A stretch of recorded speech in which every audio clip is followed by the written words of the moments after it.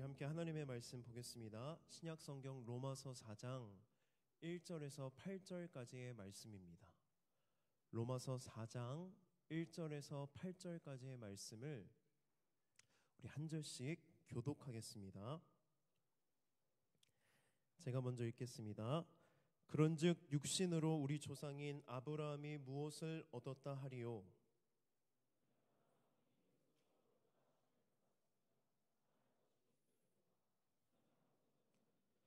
성경이 무엇을 말하느냐? 아브라함이 하나님을 믿음에 그것이 그에게 의로 여겨진 바 되었느니라.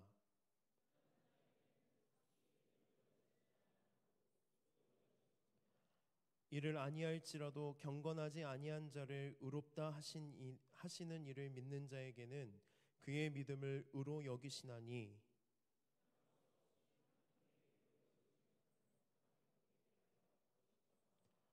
불법이 사함을 받고 죄가 가리어짐을 받는 사람들은 복이 있고,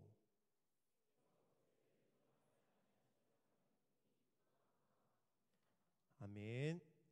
9월부터 계속해서 복음에 대해서 말씀을 전하고 있습니다. 문득 지금 시점에 중간 점검을 할 필요가 있다는 생각이 들었습니다. 복음에 대해서 잘 이해하고 있는지, 그리고 그 복음을 믿고 있는지, 복음이 말 그대로 복된 소식, 기쁜 소식, 좋은 소식이잖아요.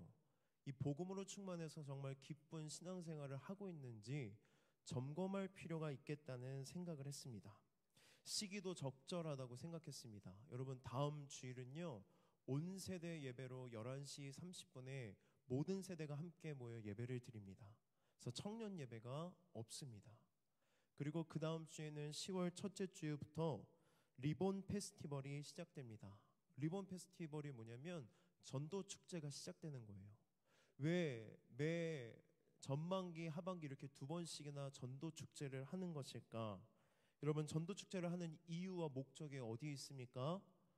복음을 알지 못하는, 복음을 들어보지 못한 이들에게 복음을 전하기 위해 우리가 그 기간 동안 전도에 초점을 맞춰서 기도하고 복음을 전하는 일에 힘쓰기 위해서 전반기, 하반기 이렇게 두 번에 걸쳐서 전도 축제를 하고 있습니다. 근데 복음을 전하려면 내가 먼저 복음을 알아야 되고, 그 복음을 믿어야 되고, 그리고 이 복음을 전할 때 담대하게 전하려면 그 복음의 능력이 나에게 경험되어져야 담대하게 전할 수 있는데, 복음을 알지 못한다면 어떻게 복음을 전할 수 있을까라는 생각이 들어서요, 계속 우리가 복음에 대해서 들었고 그 복음이 나에게 정말 복음으로 들리고 있는지 오늘은 중간 점검을 한번 해보려고 합니다. 신앙생활을 하다 보면 때로 나의 기준으로 나의 믿음이나 다른 사람의 믿음을 평가할 때가 있습니다. 여러분, 우리 공동체 안에서 믿음이 좋다고 생각하는 사람 한 명 떠올려 보세요.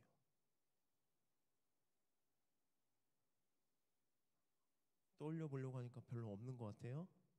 이 사람 생각하면 믿음이 좋다라고 생각하는 사람 한번 떠올려 보세요. 그리고 내가 믿음이 좋다라고 인정하는 그 사람의 특징에 대해서 한번 생각해 보세요. 내가 어떤 기준을 가지고 그 사람이 믿음이 좋다고 평가하고 있는지, 그 사람의 어떤 모습을 보고 믿음이 좋다고 생각하는지 한번 여러분의 기준을 한번 생각해 보십시오. 보통은 내가 잘 하고 있지 못하는 부분들, 예를 들어 기도 생활이라든지 말씀 묵상이라든지 교회 안에서의 봉사나 사역을 감당하고 있는 그런 모습들이 믿음이 좋다는 기준으로 우리는 생각할 때가 있다는 것입니다. 그리고 나만의 기준을 가지고 내가 그렇게 살아가지 못할 때 정죄합니다. 내가 생각하는 기준에 미치지 못하면 내 믿음에 대해서 의심하기 시작합니다. 내가 정말 하나님을 믿고 있는 걸까? 내가 정말 하나님께 구원받은 게 맞을까? 이 모든 기준이 다 어디에 속해 있냐면 다 행위에 있습니다. 기도하는 것, 말씀 묵상하는 것, 봉사나 사역을 하는 것, 내가 시간을 들여 무언가를 하는 것, 그게 지속적이면 우리는 믿음이 좋다고 평가하고요, 그게 지속적이지 않으면 믿음이 좋지 않다고 우리는 생각합니다. 그렇다면 이 기준들이 정말 믿음의 기준이라고 말할 수 있을까? 성경이 말하는 믿음이 무엇일까? 그리고 나는 어떠한 믿음을 가지고 신앙생활을 해 나가야 할까? 오늘 우리 함께 말씀을 통해 믿음을 점검하고 다시 복음으로 충만해지는 시간이 되기를 소망합니다. 오늘 말씀은 로마서 4장입니다. 로마서 4장에 대해서 간략하게 설명하자면 바울은 로마서 3장부터 4장에 이르기까지 로마 교회에 있는 유대인 그리스도인들에게 편지를 쓰고 있는 거예요. 유대인 그리스도인들에게 믿음으로 얻는 의에 대해서 이야기하는데요. 결론으로 로마서 4장에 유대인들이 가장 잘 알고 존경하는 인물인 아브라함과 다윗을 예로 들으면서 우리가 어떻게 의로워질 수 있느냐, 어떻게 구원받을 수 있느냐, 오직 믿음으로만 의로워질 수 있고 오직 믿음으로만 구원받을 수 있다는 것을 말하는 게 바로 로마서 3장부터 4장까지입니다. 그러면 여러분 한번 물어보겠습니다.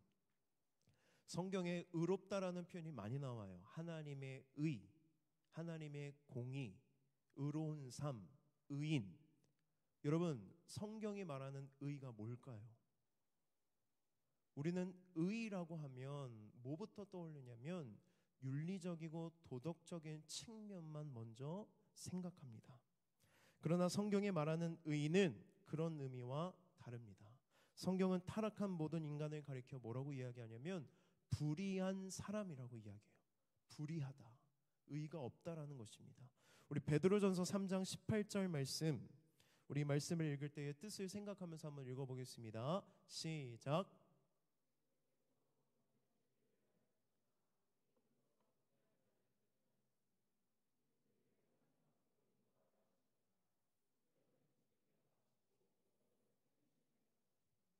아멘. 말씀을 띄워주시고요. 말씀을 잘 보면 그리스도께서 단번에 죄를 위하여 죽으사 의인으로서, 예수님은 어떤 분이세요? 의인이세요. 근데 그 의인이 불의한 자를 대신해 죽으셨다고 이야기해요. 여기서 말하는 불의한 자는 누구를 뜻합니까? 나예요, 나. 나는 불의한 사람이고 예수님은 의인인데 우리가 의인이 될 수 있도록 대신 죽으셨다는 것입니다. 그런데 우리는 십자가 대속의 은혜를 도덕적이고 윤리적인 측면으로 이해하면 안 됩니다. 예수님이 나의 죄를 대신해 죽으셨기 때문에 우리의 죄가 없어지고 그래서 내가 의로워졌어 라고 생각하는 것은 도덕적이고 윤리적인 차원으로만 의로움을 생각하는 것입니다. 그러나 성경이 말하는 의는 뭐냐면요, 여러분, 관계와 존재에 대한 개념입니다. 저에게는요 두 자녀가 있습니다. 세무이와 이름이라는 사랑스러운 자녀들이 있는데요. 우리는 무슨 관계예요? 부모와 자녀 관계예요. 부모인 저는 제 역할이 있습니다. 사랑하는 두 자녀를 사랑해야 되고 하나님의 말씀으로 가르쳐야 되고 양육해야 되고 바른 길로 인도해야 되는 책임이 저에게 있어요. 그리고 두 자녀인 세음이와 이루미는 저에 대해서 어떤 의무가 있냐면 부모이기 때문에 공경하고 효도를 해야 되는 의무가 있어요. 그럼 여기서 제가 사랑하는 두 자녀를 사랑하고 하나님의 마음으로 인도하고 하나님의 말씀으로 가르치고 양육하면 어떻다고 말하냐면 의롭다고 말하는 거예요. 이해가 되세요? 둘의 관계 가운데에 약속되어 있는 것들을 이행할 때, 완전히 100% 이행할 때예요. 사랑할 때도 있고 사랑하지 않을 때도 있으면 불의한 거예요. 그러나 하나님의 말씀과 언약의 관계 안에서 서로의 관계에 충실할 때 그걸 뭐라고 말한다고요? 의롭다라고 말하는 것입니다. 하나님은 의로운 분이세요? 불의한 분이세요? 의로운 분이시잖아요. 하나님이 의롭다는 것은 도덕적이고 윤리적인 측면으로 이해하면 죄가 없어 거룩한 분이야라고 이해하는데, 성경이 말하고 있는 의로움의 기준으로 말한다면 의롭다는 것은 무엇이냐면 하나님은 우리에게 말씀하신 대로 언약하신 대로 그 말씀과 언약을 지키시기 때문에 하나님의 역할을 실패하지 않고 끝까지 그 역할을 감당하고 있기 때문에 하나님을 뭐한 분이라고 우리는 고백해요? 의로우시다, 의로운 분이다 라고 말합니다. 하나님과 우리는 언약 관계 안에 있어요, 여러분. 하나님은 나의 하나님이 되시고요, 우리는 하나님의 백성입니다. 믿으세요? 이 언약 관계는요, 모두에게 주어진 언약이에요. 이 성경 말씀에 다 약속해 주셨습니다. 그렇다면 여러분, 하나님은 하나님답게 무슨 역할을 감당해야 되냐면 우리를 끝까지 포기하지 않고 사랑으로 인도하셔야 되는 하나님의 역할이 있어요. 그 역할을 하나님은 지금도 하고 계세요? 안 하고 계세요? 어제도 오늘도 내일도 영원히 동일하신 하나님은 언약을 신실하게 지키십니다. 그렇기 때문에 하나님은 의로운 분이세요. 그러면 여러분의 삶을 한번 돌아보십시오. 여러분, 하나님의 백성답게 주님의 말씀에 순종하여 의롭게 살아가고 계십니까? 손 들어보세요. 저는 의인입니다. 저는 한 주간 삶을 돌아보면 말씀 한 글자도 틀리지 않고 다 지켰습니다. 우리는 의로울 수 있을까요? 없을까요? 저와 여러분은요, 죄인이기 때문에, 타락했기 때문에 의로울 수가 없다는 거예요. 이해가 되십니까? 하나님의 말씀대로 우리는 의롭게 살 수 없습니다. 하나님의 백성답게 살아갈 실력이 우리에게는 없습니다. 그래서 성경은 우리에게 불의하다고 이야기하는 거예요. 절대로 의로울 수 없다. 이러한 불의한 존재인 우리를 위해 예수님께서 이 땅에 오시고 우리의 모든 죄를 대신해 십자가에서 죽으셨습니다. 이 복음을 믿으면 하나님이 삶 하나도 보지 않고 뭐만 보고, 믿음만 보고 여러분들을 의롭다고 말씀하신다는 것입니다. 여러분, 우리가 의로워지는데 뭐 한 게 있어요, 없어요? 아무것도 없어요. 우리가 한 것은 아무것도 없습니다. 그래서 로마서 3장 24절에서 이렇게 바울은 말합니다. 우리 함께 읽겠습니다. 시작.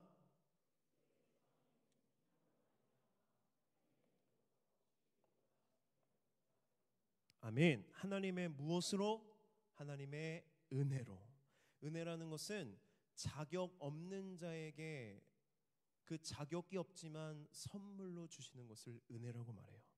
내가 자격을 갖추지 않아도, 아니, 우리는 자격을 갖출 수 없습니다. 절대로 불의하기 때문에. 내가 어떤 행위를 하지 않아도 선물로 주시는 것이 뭐라고요? 은혜. 값없이 은혜로 우리를 의롭다 하셨습니다. 그리고 오늘 본문인 로마서 4장에서 아브라함 얘기를 하면서 이렇게 이야기해요. 제가 읽어보겠습니다. 로마서 4장 2절입니다. 만일 아브라함이 행위로서 의롭다 하심을 받았으면 자랑할 것이 있으려니와 하나님 앞에서는 없느니라. 무슨 뜻이에요? 아브라함이 의롭다 하심을 받기 위해 한 게 아무것도 없다. 그렇기 때문에 아브라함은 자신의 믿음이나 자신의 행위나 자신의 삶에 대해서 자랑할 수 있는 것이 하나도 없다는 것입니다. 왜 그렇습니까? 4절과 5절은 우리 함께 읽어보겠습니다. 4절과 5절입니다. 시작.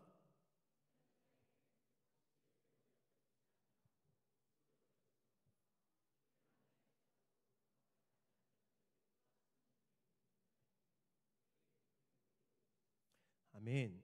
여기서 일을 한다는 의미를 바울이 이야기를 해요. 여러분, 일을 하면 우리가 뭘 받아요? 보수를 받잖아요. 일을 하면. 그런데 여러분, 직장을 다니고 알바를 하고 월급을 받으면 월급 받을 때 그걸 은혜라고 여기나요? 사장님 감사합니다. 아무것도 아닌 저에게 어떻게 이렇게 큰 월급을 주십니까? 이건 은혜입니다 라고 여러분 월급이 꽂힐 때마다 감사하세요, 사장님께? 그러신 분도 있는 것 같아요. 근데 보통은 어떻게 해요? 내가 일했기 때문에 당연히 받아야 할 것을 받았다고 생각하잖아요. 그런데 일을 하지 않는, 경건하지 않는 자를 하나님께서 의롭다고 하십니다. 무엇 때문에? 믿음 때문에. 여러분, 의가 어떤 개념이라고요? 내가 하나님의 백성답게 살아가는 것, 그런 존재가 되는 것이 의로움이잖아요. 그런데 우리는 어느 누구도 그 의를 달성할 수 없지만 하나님을 믿으면 하나님이 우리를 의롭게 여기신다는 것입니다. 우리를 구원하신다는 것입니다. 이 믿음과 의에 대해서 더 깊이 알려면 아브라함의 이야기를 좀 알아야 합니다. 로마서 4장을 보면 계속해서 아브라함 이야기가 나와요. 왜 바울은 믿음으로 의롭다 하는 것을 설명하기 위해 아브라함으로 예를 들었을까? 그 당시 로마에 있는 유대인 그리스도인들이 구원과 의에 대해서 잘못된 개념을 갖고 있었어요. 유대인들이니까 그들이 달달달 외우고 소중히 여겼던 게 뭐예요? 율법. 율법을 지켜야만 너희들은 의롭다함을 얻을 수 있다라고 그들은 생각했어요. 그리고 두 번째, 할례를 해야 된다. 너희가 언약 백성이라는 증표인 할례를 행하지 않으면 구원받지 못한다고 말하면서 한 교회 안에 이방인 그리스도인들이 있는데 그들은 할례 받지 않았잖아요. 그들한테 자꾸 할례를 하라는 거예요. 너 구원받으려면, 너 의로워지려면 율법 외워야 되고 율법 지켜야 되고 할례 해야 돼. 바울이 그 얘기를 듣고 로마서에 있는 유대인 교인들에게 이야기하는 거예요. 왜 그런 이야기를 아브라함을 통해서 하냐면 그들이 그렇게 존경하는 아브라함도 믿음으로 의롭다함을 하나님 앞에 인정받는 그 시점은 율법이 없었던 때라는 거예요. 율법이 없을 때, 할례 받지 않았을 때 이전에 아브라함이 믿음으로 뭐를 받았다? 의롭다함을 받았다. 그러니 너희들의 율법을 지키는 행위, 할례를 행하는 행위로 구원받을 생각하지 말라는 거예요. 받을 수도 없고 하나님의 기준에 도달할 수도 없다. 절대로 행위로 의로울 수 없다는 것을 얘기하려고 아브라함 얘기를 계속 하는 것입니다. 그런데 여기서 여러분, 우리의 신앙을 한번 점검해 봤으면 좋겠습니다. 유대인만 율법주의에 빠져 있을까요? 나는 율법주의에 빠져 있지 않은지 한번 점검해 보십시오. 우리 안에도 율법주의 성향을 가지고 있습니다. 믿음에 대한 높은 기준을 가지고 이런 것들을 해야 되라는 내 나름의 기준이 있다는 거예요. 그 높은 기준대로 살지 못할 때 내가 나를 정죄하게 되고 율법이라는 무거운 짐에 짓눌려 자유롭지 못하게 됩니다. 하나님의 말씀대로 사는 것, 그 말씀에 순종하는 것이 기쁨이 아니라 뭐가 되냐면 부담이 돼요. 하나님이 좋아서 하나님을 사랑해서 말씀대로 순종하며 사는 게 아니라 이렇게 하라고 했지. 근데 너무 어렵고 힘든데 부담되지만 하나님의 뜻이니까 해야지라고 하면서 억지로 하고 부담을 느끼고, 만약에 그런 부담을 느끼다가 내가 순종하지 못했을 때 넘어진다는 거예요. 그 넘어질 때마다 뭘 보는 거예요? 내가 지은 죄, 내 행위를 돌아보며 내가 오늘도 하나님 뜻대로 살지 못했다는 죄책감과 절망 안에 살아가고 있다면 그것이 바로 율법주의라는 것입니다. 이 율법주의, 이런 마음들이 우리에게 왜 주어졌을까? 그 모든 것의 시작은 어디서부터 시작되냐면 선악과에서 시작됩니다. 여러분, 선악과 얘기를 지긋지긋하게 듣고 있죠. 근데 모든 죄의 시작이 어디서 시작돼요? 선악과. 죄로 인한 결과가 다 선악과에 있기 때문에 선악과를 잘 알아야 돼요.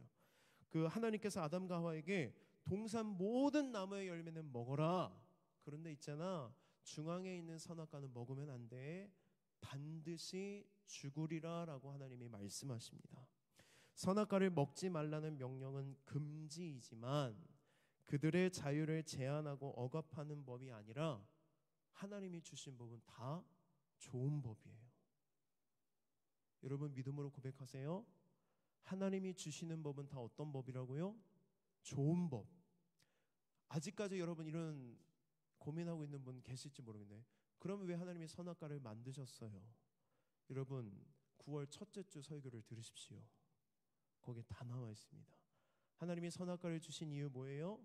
금지를 주지 않으면 자유는 진정한 자유가 될 수 없다. 금지의 조항이 생길 때에 내가 할 수도 있고 안 할 수도 있는 자유가 주어지기 때문에 선악과를 주셨다는 거예요. 그래서 선악과는 사랑이고 좋은 법입니다. 왜 좋은 법이냐? 그 법을 주신 분이 좋은 분이기 때문이에요. 우리가 말씀을 그렇게 이해해야 돼요. 하나님이 주신 말씀은 다 좋아요. 왜? 이 말씀을 하신 분이 어떤 분이기 때문에 좋고 선하시고 의로우시기 때문에. 절대로 하나님을 사랑하는 백성들을 위해 악한 법이나 무익한 법을 주시는 분이 없다. 그러니까 여러분, 말씀과 법을 이해할 때에 그 법을 주신 하나님을 바라봐야 돼요. 그 하나님을 바라보지 못하면 내가 말씀대로 살아가는 것이 율법으로 다가온다는 거예요. 이거 해야 돼. 이거 하지 말아야 돼. 그러면 나는 어떻게 해?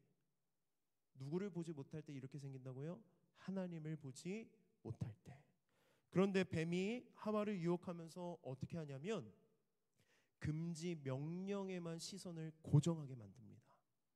하와는 하나님이 즐기라고 명령하신 수만 가지 선물에서 눈을 떼게 됩니다. 하나님이 분명히 먼저 말씀하신 게 뭐예요? 동산 각종 나무의 열매를 임의로 먹어라. 자유롭게 먹어라. 누려라. 하나님이 수만 가지의 나무의 열매를 주셨는데 그건 안 보이는 거예요. 뭐만 보여요? 먹지 말라. 금지의 법에 눈이 고정됩니다. 그렇게 되니까 이제 하와의 눈에 하나님은 어떤 분으로 보이냐면 자유를 억압하는 악한 법을 입법하는 입법관으로 보이기 시작합니다. 뱀이 하와의 머리와 가슴속에 일으킨 변화는 하나님의 말씀과 하나님의 은혜롭고 후한 성품을 분리시키는 거예요. 그러니까 뭐예요? 금지만 보고 왜 주셨는지, 이 마음이 무엇인지, 뜻이 무엇인지, 이 법을 주신 하나님이 누구인지를 분리하게 되고 뭐만 보게 된다? 금지만 보게 되는 것입니다. 선악과를 먹지 말라는 금지법만 보자 하나님에 대한 믿음이 의심으로 바뀌게 됩니다. 이제 하와에게 하나님은 어떤 분이냐면 내가 노력해야만 사랑을 얻을 수 있는 존재가 돼버리는 거예요. 이거 하면 안 돼. 이거 해야 돼.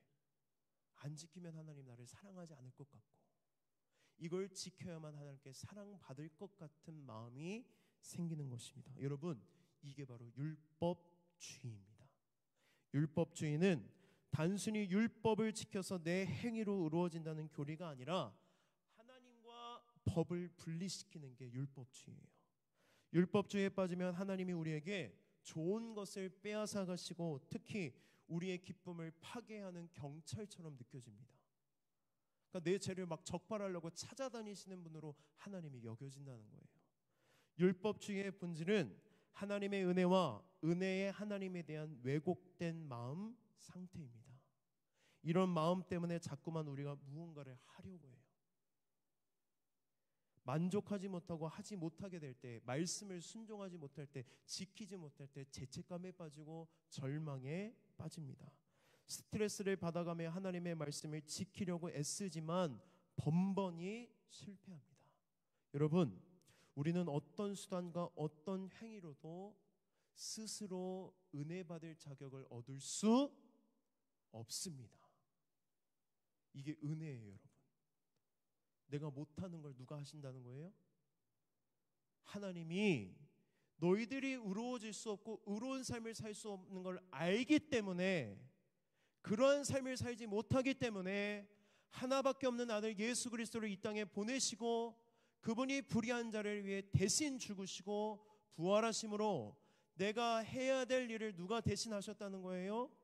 예수님이 대신하셨다. 여러분, 복음은요 하라가 아니에요.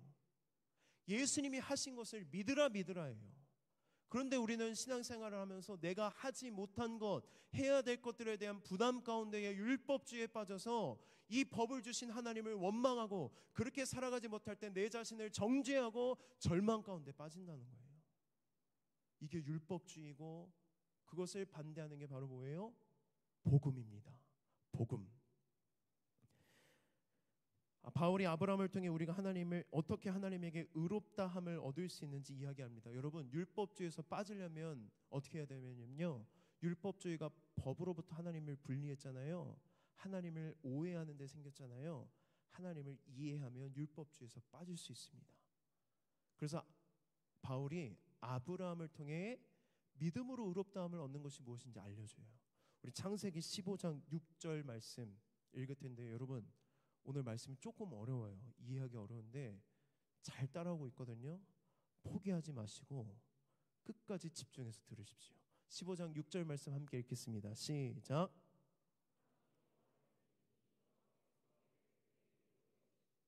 아멘. 하나님께서 아브라함의 믿음을 뭘로 여기셨다?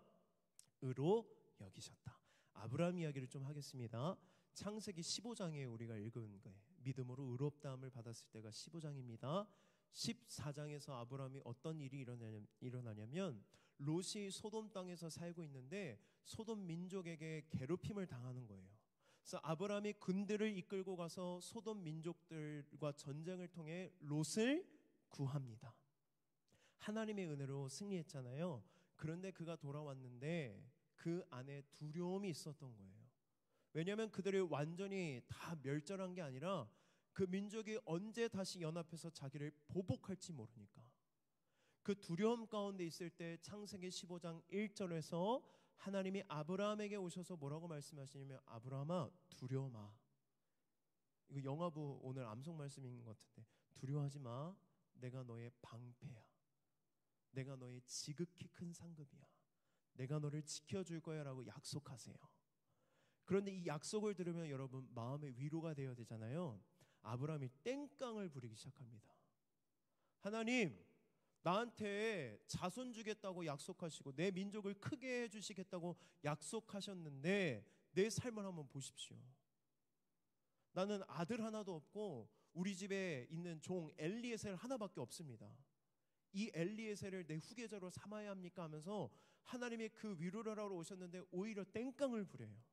그때 하나님이 아브라함을 이렇게 꿀밤을 때리시지 않고 이렇게 다독이세요. 밤이었던 것 같아요. 아브라함아 잠깐 나와볼래? 천막을 나가보니까 밤하늘에 별이 쫙 펼쳐졌는데 뭐라고 말씀하시냐면 아마도 하나님은 감성적인 분이신 것 같아요. 별을 세보라는 거예요. 아브라함이 막 짜증이 나 있는데 별을 셀 겨를이 있겠어요? 셀 수 없이 많은 별을 보면서 하나님이 뭐라고 약속하시냐면 아브라함아 내가 이 셀 수 없는 별만큼 너의 자손을 많게 해줄 거야. 다시 뭐 하세요? 다시 또 약속의 말씀을 해주세요.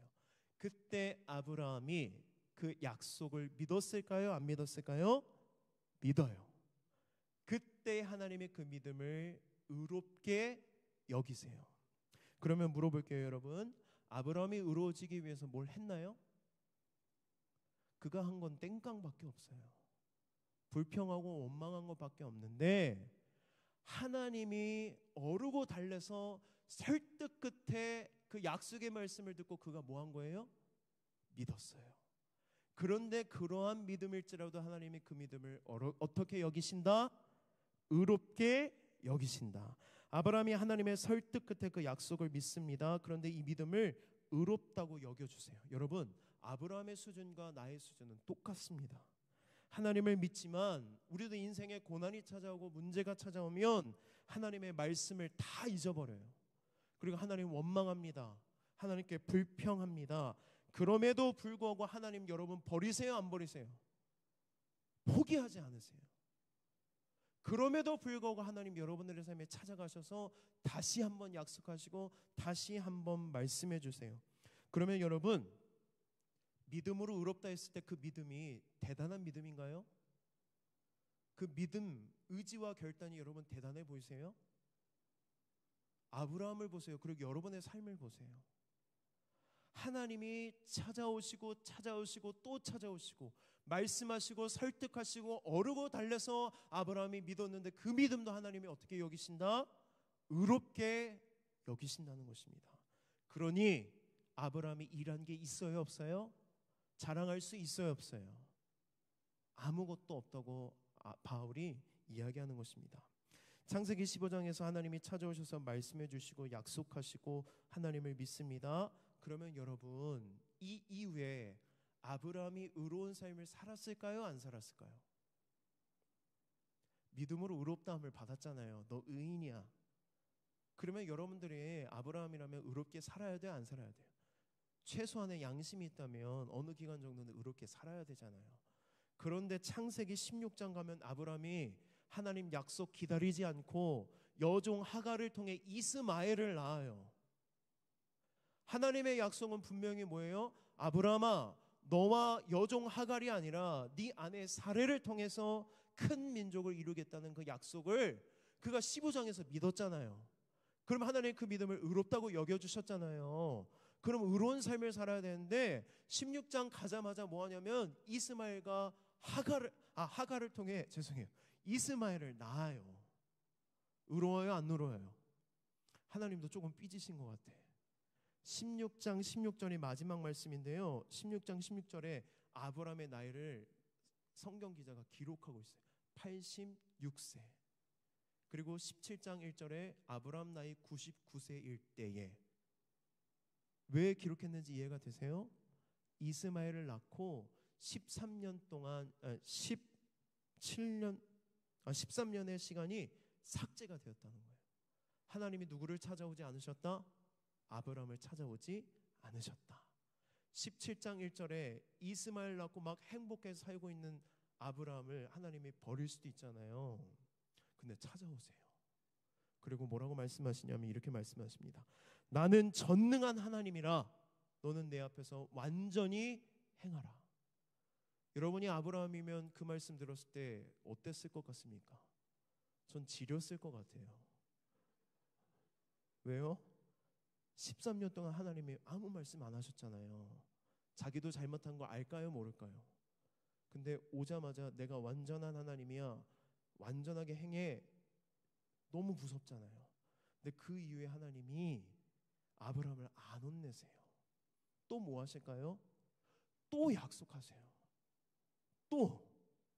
또 설득하세요. 또 하나님께서 약속해 주세요. 내가 너를 어떻게 할 거다. 아브라함아, 너 그따위로 살았지만 믿음으로 의롭다함을 받았으니 그 의로움은 끝나지 않아요. 끝까지 하나님이 그 의로움으로 보신다는 거예요. 근데 그가 의롭지 않았지만 하나님이 포기하지 않고 내가 너의 이름을 열국의 아비, 믿음의 조상이 될 수 있도록 아브라함으로 바꾸겠다. 그 무슨 말씀이냐면 내가 기필코 너를 아브라함으로 만들겠다는 거예요. 하나님의 의지가 느껴지십니까? 그렇게 아브라함이 됐는데 아브라함이 되고 나서 그가 의롭게 살았을까요? 안 살았을까요? 안 살아요. 아브라함이 얼마나 찌질한 남자인지 알아요? 사라가 얼마나 이뻤는지. 또 사라를 데려가요. 자기 누이라고 또 속여요. 그때 하나님이 또 나타나서 막아요. 여러분, 이게 몇 번째예요 벌써? 두 번째. 이름을 아브라함으로 바꿨음에도 불구하고 하나님이 또 언약해 주셨음에도 불구하고 그의 인생이 잘 달라지지 않는다는 거예요. 이 아브라함을 통해서 하나님 우리에게 말씀하시고자 하는 것이 무엇일까? 여러분, 믿음의 조상이라는 것은 믿음이 좋아서가 아니라 믿음이 무엇인지를 가장 잘 보여주는 인물이 아브라함이라는 거예요. 여러분과 저의 믿음은 아브라함이랑 똑같습니다. 우리가 여기서 뜨겁게 찬양하고 기도하고 눈물 흘리고 다시 돌아가면 밥 먹대요. 죄 짓고 넘어지고 연약하고 절망에 빠져요. 그럼에도 불구하고 하나님이 여기에 여러분들을 또 부르세요. 또 말씀하세요. 또 언약하세요. 그리고 여러분이 의로워질 때까지 하나님은 포기하지 않는다는 것입니다. 여러분, 바울이 아브라함의 믿음을 의로 여기셨다는 것을 왜 이야기하는 것이냐면 우리도 아브라함과 같은 방법으로 구원을 얻었다는 것입니다. 여러분, 우리가 이 자리에 앉아 있는 이유는 내 의지 때문입니까? 하나님의 의지 때문입니까? 내 의지는 아무것도 아니에요, 여러분. 하나님이 여러분들을 설득해서 이 자리에 앉아 있는 거예요. 누구의 의지가 더 큽니까? 하나님의 의지가 훨씬 크고 전적인 하나님의 은혜이기 때문에 내가 신앙생활 하는 것을 결코 자랑할 수 없다는 것입니다. 누구 때문에 믿게 됩니까? 하나님 때문에 믿게 된 거예요. 하나님이 아니라면 우리는 믿음을 가질 수 있는 존재가 아닙니다. 근데 하나님이 여러분들을 포기하지 않고 끝까지 여러분들을 찾아가서 말씀하셔서 그 긴 설득 끝에 우리가 하나님을 믿게 되어서 이 자리에 있잖아요. 누구의 은혜예요? 하나님의 은혜. 여러분, 그러면 이런 의문 생기지 않습니까? 하나님이 뭐가 아쉽다고 이렇게까지 하는 걸까? 여러분, 하나님에게 사랑받을 만한 자격이 여러분들에게 있으세요? 있으면 나와서 한번 자랑 좀 해보세요. 하나도 없단 말이에요. 한 주간 삶을 돌아보면 내 마음대로 내 뜻대로 하나님 뜻 어긋나게 살아간 적이 얼마나 많습니까? 그럼에도 불구하고 하나님이 여러분들을 사랑하시기 때문에, 하나님이 은혜의 하나님이기 때문에 하나님의 의지로 이 자리에 우리가 앉아 있는 것입니다. 그래서 우리는 나의 믿음에 대해서 자랑할 수 없습니다. 그리고 여러분, 중요한 거입니다. 잘 들으세요. 또한 내가 믿음대로 살지 못한다고 해서 믿음으로 얻은 구원과 나를 향하신 하나님의 약속에 대한 소망에 대해서 흔들리지 않아야 돼요. 여러분의 어떠함 때문에 구원은 취소되지 않습니다. 여러분의 실패가 하나님의 실패가 아니라는 거예요. 하나님은 실패하지 않으십니다. 여러분들이 실패하고 넘어지고 낭망해도 끝까지 여러분들을 일으켜 주시는 분이 누구라고요? 하나님이라고요. 그 하나님이 우리의 믿음을 의롭다고 말씀하십니다. 우리 로마서 4장 6절 말씀 다시 한번 읽어보겠습니다. 시작.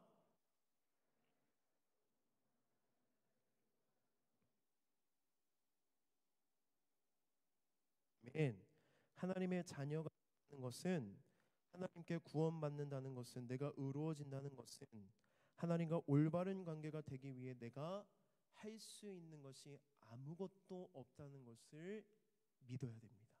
뭘 믿어야 된다고요? 내가 아무것도 할 수 없는 존재라는 것을 믿어야 합니다. 동시에 하나님이 말씀하신 그대로 우리가 하나님과 올바른 관계가 되기 위해 필요한 모든 일을 이미 예수님께서 다 하셨다는 것을 믿는 게 여러분 믿음이에요. 믿음이 좋다, 무언가를 막 열심히 하는 게, 지속적으로 하는 게 아니라 예수님이 나를 대신해 하신 일을 믿는 것이 믿음이 좋은 것입니다. 여기 5절에서 여기 시나니의 헬라어는 로기조마인데 이거는 회계 용어입니다. 회계, 여의예요. 회계. 무슨 의미냐면 내가 은행에 빚이 있는데 그 빚이 다 갚아졌다는 거예요. 바울은 하나님이 우리를 구원하시겠다는 약속을 믿는 우리의 믿음을 보시고 완전하고 죄가 없는 의의 계좌가 완전히 채워진 것으로 여기신다는 것입니다. 그러니까 내가 의로워지기 위해서 뭘 할 게 더 있다 없다? 없다. 누가 대신 다 하셨다? 예수님이 대신 다 하셨다. 예수님이 우리 대신 십자가에서 죽으셨을 뿐만 아니라, 여러분 잘 들으십시오, 우리를 대신해 의로운 삶을 사셨습니다. 우리는 대신 죽은 것만 믿어요. 대신 의로운 삶을 누가 사셨다고요? 예수님이 사셨다. 하나님의 아들이신 예수님은 이 땅에서 우리가 살아야 할 삶을 대신 사셨습니다. 그는 죄를 한 번도 짓지 않았습니다. 완전한 삶, 의로운 삶, 하나님의 자녀라면 어떻게 살아야 되는지를 모범적으로 보여주신 분이 예수님이십니다. 우리는 그 삶을 결코 살 수 없습니다. 그리고 우리의 죄를 대신해 하나님의 심판과 진노를 당하시고 죽으셨습니다. 그리고 부활하셔서 우리의 구원을 완성하셨습니다. 예수님이 나를 대신하신 이 일을 믿으면 그 일이 내 일로 하나님이 여기신다는 거예요. 그러면 여러분 생각해 보세요. 하나님이 여러분들을 보실 때에 예수님처럼 본다는 거예요. 내가 일주일의 삶을 하나님 말씀대로 못 살았어요. 죄인으로 본다고요? 안 본다고요? 안 본다고요. 의롭게 여러분 여겨졌다고요. 이걸 믿는 게 믿음이라는 거예요, 여러분. 내가 이걸 못했어요, 이걸 잘했어요, 이걸 해야 돼요, 이게 믿음이 아니라 예수님이 나를 대신해 하신 그 일을 믿을 때 그 일이 나의 일이 된다는 것입니다. 예수님의 죽음이 나의 죽음이 되고, 예수님의 부활 승리가 나의 부활 승리가 되고, 예수님이 사신 그 의로운 삶이 나의 삶이 된다는 것을 믿는 것이 하나님이 우리에게 요구하시는 믿음이라는 것입니다. 말씀을 정리하겠습니다. 여러분, 우리는 믿음하면 행하는 믿음부터 떠올리곤 합니다. 그래서 믿음이 좋은 사람이라고 했을 때 무언가를 지속적으로 잘하고 있는 사람을 믿음 좋은 사람이라고 생각합니다. 그리고 내가 어떤 행위를 지속적으로 하지 않을 때 내 믿음이 연약해졌다고 좌절하고 절망합니다. 그러나 우리가 믿음이라고 할 때 가장 먼저 가져야 되는 개념은 예수님이 하신 그 일을 믿을 때 그것을 의롭게 여겨졌다는 것을 확신하는 것이 성경이 말하고 있는 첫 번째 믿음입니다. 우리를 하나님의 자녀가 되게 하는 믿음이 있고, 두 번째는 우리가 하나님을 믿는 그리스도인이 되어서 하나님을 신뢰하고 하나님의 말씀에 순종하는 우리의 책임인 믿음이 있어요. 근데 우리가 뭘 혼동하냐면 이 두 가지를 혼동합니다. 그리고 우리가 율법주의에 빠지게 되는 것은 이 두 번째 믿음대로 살지 못할 때에 율법주의의 오류에 빠지게 됩니다. 그러나 내가 은혜로 얻은 구원을 보십시오, 여러분. 우리는 구원받기 이전에 죽어 있었습니다. 죄의 삭은 사망이요. 여러분과 저는 구원받기 전에 어떤 존재였다고요? 죽은 존재. 죽은 사람은 들을 수 있습니까? 볼 수 있습니까? 이해할 수 있습니까? 없어요. 그런데 이 죽은 존재를 누가 살리셨어요? 하나님이 살리셨어요. 죽어있는 여러분들이 무언가를 한 게 아니라는 거예요. 죽어있던 우리를 살리셔서 복음을 듣게 하시고 하나님을 보게 하시고 하나님을 이해하게 하시고 믿게 하신 분도 누구다? 하나님이다. 그리고 하나님이 그 믿음을 예수님이 하신 모든 일을 하신 것처럼 의롭게 여기신다고 말씀하십니다. 이후에 우리는 우리가 알고 있던 우리의 믿음의 개념이 작동하게 됩니다. 뭐가 우선이에요? 구원받는 믿음이 우선이고 삶은 그 다음이라는 거예요. 은혜가 우선이 되어야 되고 행함은 그 다음이 되어야 합니다. 구원받아 살아난 우리는 이제 보게 되었고 듣게 되었고 이해하게 되었고 믿게 되었고 경험하게 되었습니다. 이 경험을 통해 우리는 수많은 시행착오 끝에 하나님과의 관계가 재정립되면서 내가 어떻게 살아가야 하는가를 고민하기 시작합니다. 그런데 여러분, 진짜 복음을 들려드릴게요. 정말로 기쁜 소식은 뭐냐면 하나님이 여러분들에게 대단한 것을 요구하지 않는다는 거예요. 근데 우리는 어떻게 생각해요? 대단한 믿음의 기준을 가지고 나를 정죄합니다. 그런데 여러분, 하나님은 보여주고 들려주고 경험한 만큼만 살아나게 하세요. 여러분, 오늘 이 예배가 끝나고 밖에 나가서 순교하실 분 계세요? 손 들어보세요. 저는 지금 당장 순교할 수 있습니다. 없다고요. 왜? 순교할 믿음을 하나님이 만들어 가신다는 거예요. 믿음의 조상 아브라함, 우리가 생각하는 놀라운 순종이 뭐예요? 아들 이삭을 드리잖아요. 아들 이삭을 드릴 때까지 하나님이 그 아브라함에게 투자한 시간들을 보십시오. 하신 말씀들을 보십시오. 훈련하게 하신 훈련의 기간들을 보십시오. 여러분, 우리의 믿음은 연약해요. 부족해요. 우리는 아무것도 할 수 없는 연약한 존재입니다. 하나님 우리에게 뭘 하라고 말씀하시지 않습니다. 뭐라고 말씀하시냐면 예수님이 하신 그 일을 믿으라고 말씀하십니다. 그것을 믿으면 의로 여겨주신다고 약속하셨습니다. 믿음이 좋다는 것의 기준이 달라져야 됩니다. 여러분, 내가 어떠함, 나의 행위가 아니라 나를 위해 하신 그 모든 일들을 믿을 때 그것이 내 일이 된다는 믿음, 그 확신을 가지고 살아갈 때에 여러분, 우리가 생각하는 그 두 번째 믿음대로 삶을 살아낼 수 있는 실력이 어디에서부터 시작되냐면 믿음으로 의롭다 함을 얻었다는 것을 확신할 때 그 삶을 살아낼 수 있습니다. 그러면 여러분, 내가 그 삶을 지금 살지 못하고 있습니다. 그런데 그렇게 살기를 원하십니까? 그럼 우리가 어디로 돌아가야 되냐면 십자가 대속의 은혜로 돌아가야 돼요.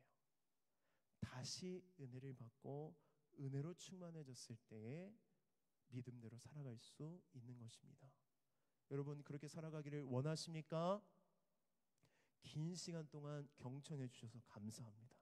우리는 믿음으로 의롭다함을 얻었습니까? 안 얻었습니까? 얻었어요? 안 얻었어요? 이 얻은 것에 대한 확신을 잃어버리지 마십시오. 잃어버리고 흔들릴 때마다 다시 십자가 은혜로 돌아가십시오. 그때 부어지는 그 은혜로 인해 여러분들이 다시 일어서게 될 줄 믿습니다. 제가 말씀을 준비하면서 떠올랐던 찬양들이 여러 가지 있었는데 이 찬양이 제일 말씀과 탁 맞겠더라고요. 주는 완전합니다. 우린 연약합니다. 우리 함께 이 시간 믿음으로 고백하고 함께 기도하며 나아가겠습니다.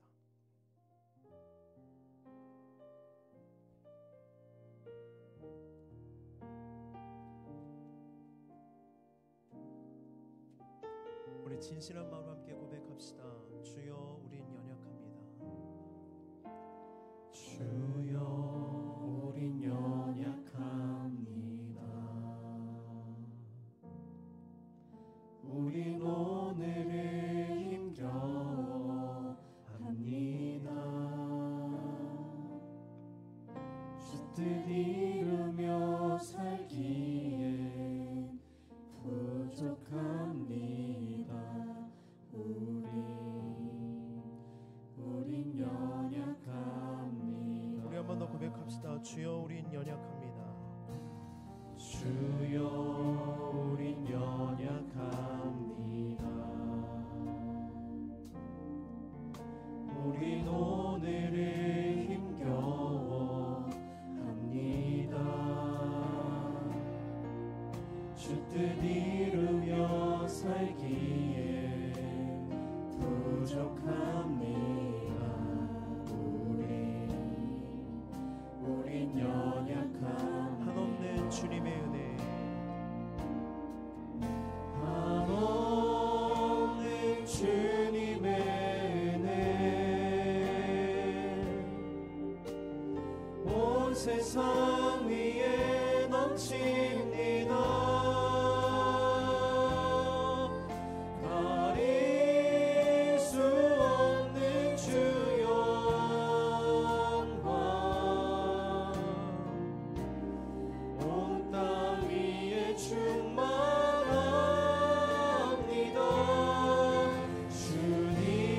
주님만이 길이오니 우린 그 길 따라갑니다. 그날에 우릴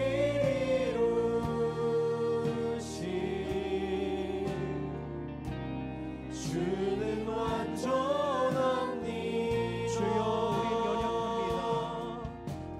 주여, 우린 연약합니다. 우린 오늘을 힘겨워 합니다. 주 뜻 이루며 살기에 부족합니다. 우린 연약합니다. 주여, 우린 넘어집니다. 주여, 우린 넘어집니다. 오늘 하루 또 실수합니다. 주의 긍휼을 구하는 죄인입니다. 우린 주만 바라봅니다. 주만 우리 한없는